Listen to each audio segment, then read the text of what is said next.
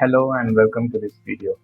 Today we'll talk about SEO, a term you might have heard often if you're interested in websites, online business, or digital marketing.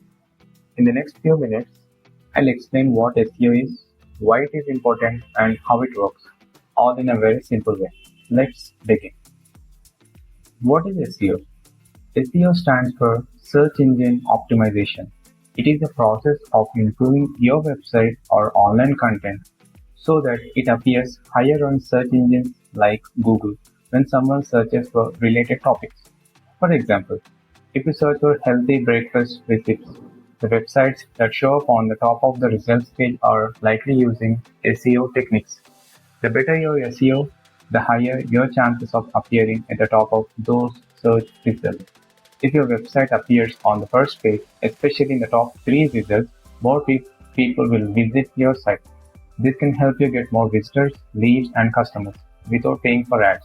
In short, SEO helps your business or blog grow by attracting free and relevant traffic. How SEO works? SEO has 3 main parts: on-page SEO. This includes everything you do on your website, using the right keywords, writing helpful content, adding proper headings, and optimizing images. Second, off-page SEO.